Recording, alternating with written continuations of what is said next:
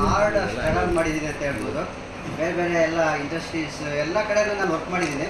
But ಅವಾಗೆಲ್ಲ ನನಗೆ ಅನಿಸಿದ್ದು ಒಂದೇ, ಇದರಿಂದ ನಾನು ಉದ್ಧಾರ ಆಗ್ತಿಲ್ಲ, ನಾನು ಬೇರೆಯವ್ರು ಉದ್ಧಾರ ಮಾಡ್ತಾ ಇದ್ದೀನಿ ಅಂತೇಳಿ.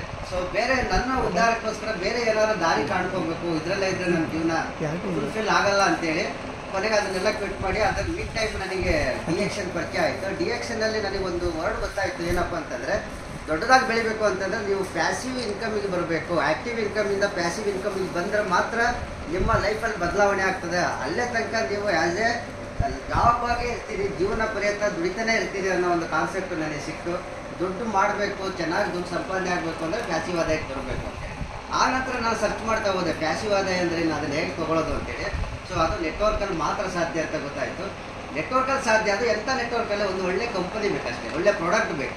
ಅಂಥ ಒಂದು ಕಂಪನಿ ಪ್ರಾಡಕ್ಟ್ ಇದ್ದರೆ ಅದನ್ನು ಸಾಧನೆ ಮಾಡಲಿಕ್ಕೆ ಯಾವುದೇ ಥರದ ತೊಂದರೆ ಇಲ್ಲ ಅಂತ ಗೊತ್ತಾಯಿತು. ಸೊ ಗಾಡ್ ಗಿಫ್ಟು ಒಂದೇ ಸರಿಗೆ ಫಸ್ಟ್ ಟೈಮು ಬೆಸ್ಟ್ ಕಂಪನಿ ಡಿಎಕ್ಷನ್ ಸಿಕ್ತು. ಸೊ ಅದನ್ನು ನಾನು ಗಟ್ಟಿ ಹಿಡ್ಕೊಂಡೆ, ಅಷ್ಟೇ ನಾನು ಮಾಡಿದ ಕೆಲಸ. ನಮ್ಮ ಲೀಡ್ರ್ ಏನು ಹೇಳಿದ್ರು ಅದನ್ನು ನಾನು ಫಾಲೋ ಮಾಡಿದೆ, ಸಿಸ್ಟಮ್ ಫಾಲೋ ಮಾಡಿದೆ. ಡಿಎಕ್ಷನ್ನ ಎಷ್ಟೇ ಕಷ್ಟ ಬಂದ್ರೂ ಅದನ್ನು ನಾನು ಬಿಡಲಿಲ್ಲ. ಕೆಲವರೆಲ್ಲ ಬಿಟ್ಟು ಹೋಗ್ಬಿಡ್ತಾರೆ. ನಾನು ಹಿಡ್ಕೊಂಡಿದ್ದಿಗೆ ಇವತ್ತು ಡಿಎಕ್ಷನ್ ನನ್ನನ್ನು ಹಿಡ್ಕೊಂಡಿದ್ದಾರೆ. So simple.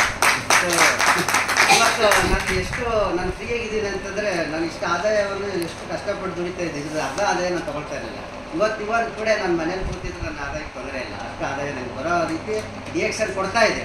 ಸೊ ಅದಕ್ಕೆ ಇನ್ನೂ ಮುಂದಿನ ನಾನೇನು ಬದಲಾವಣೆ ಆಗಬೇಕು ಅಂತ ಅಂದ್ಕೊಂಡು ಬಂದಿದ್ದು ಅದೆಲ್ಲ ಬದಲಾವಣೆ ಆಗಿಬಿಟ್ಟಿದೆ, ಇನ್ನೂ ಆಗೋದಿದೆ, ಆಗ್ತಾ ಇದೆ. ಯಾಕಂದರೆ ಅದು ನಿಲ್ಲದ ಪ್ರಕ್ರಿಯೆ ಆಗ್ತಾನೆ ಇರಬೇಕು.